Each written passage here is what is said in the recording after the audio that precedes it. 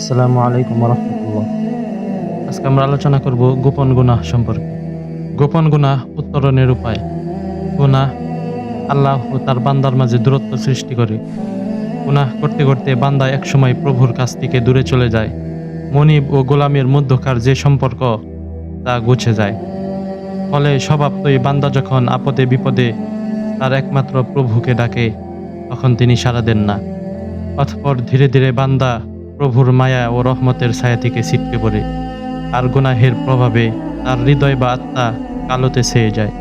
তার প্রভাব তার জীবনকেও অন্ধকারচ্ছন্ন করে ফেলে। জীবন ও জগতে সে হয়ে ওঠে চূড়ান্ত ব্যর্থ। আমরা জানব গোপন গুনাহের পরিচয়। এই নিবন্ধে গুনাহের বিশেষ একটি প্রকার সম্পর্কে আলোকপাত করব। তা হলো গোপনে গুনাহ করা। গোপনে গুনাহ দ্বারা উদ্দেশ্য হলো যে ব্যক্তি প্রকাশ্যে নেক আমল করে, সৎ কাজ করে এবং আল্লাহর সব বিধিবিধান মেনে চলে, কিন্তু গোপনে মানুষের আড়ালে গুনাহে লিপ্ত থাকে। এ প্রকারের গুনাহ খুবই মারাত্মক প্রভাব ফেলে। গোপনে গুনাহগার ব্যক্তি মূলত জেনে বুঝে গুনাহে লিপ্ত হয়। ক্রমান্বয়ে সে তাতে অভ্যস্ত হয়ে যায়। এর থেকে আর বেরিয়ে আসতে পারে না। মানুষ যখন জেনে বুঝে ইচ্ছাকৃতভাবে গোপনে গুনাহ করতে অভ্যস্ত হয়ে যায়, তখন অন্তর থেকে তাকওয়া তথা আল্লাহর ভয় বিদায় নিতে থাকে। অন্তর যখন তাকওয়া শূন্য হয়ে যায়, তখন অন্তর পাথরের মতো শক্ত হতে থাকে। তখন আর অন্তরে আল্লাহর ভয় জাগ্রত হয় না। মুনাজাতে চোখের পানি আসে না। এক পর্যায়ে তার কোনো আমলে আর মন বসে না। ইবাদত করতে ভালো লাগে না। কোরআন তিলাওয়াত আর আগের মতো মধুর মনে হয় না।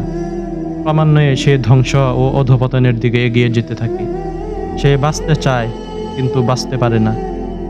অবস্থা তো কখনো এতটা ভয়ানক হয় যে তার ঈমান পর্যন্ত বিনষ্ট হয়ে যায়, এবং ঈমানহীন অবস্থায়ও তার মৃত্যু ঘটে। এমন অনেক ঘটনা রয়েছে। সারা জীবন নেক আমল করেছে, লোকে তাকে ভালো জানত, কিন্তু মৃত্যুর সময় ঈমান নসিব হয়নি। কেউ কেউ আবার ইসলামকেই অস্বীকার করে বসে। পরবর্তী সময়ে অনুসন্ধান করে জানা যায়, মনুষ্য সমাজ তাকে ভালো জানলেও গোপনে মারাত্মক ধরনের গুনাহে লিপ্ত ছিল। গোপন গুনাহের উপাদান মূলত কোথা থেকে হয়?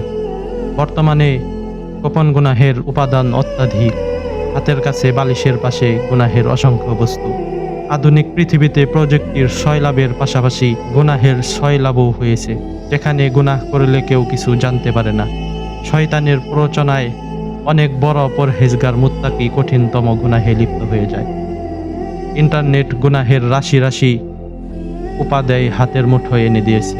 প্রযুক্তির ভালো দিক যেমন রয়েছে, তেমনি খারাপের দিকেও ঢের কম নয়। তাই গোপন গুনাহের আশঙ্কা থেকে খুব অল্প মানুষই নিরাপদ থাকে। সো গাইস, আজকের ভিডিও এই পর্যন্তই।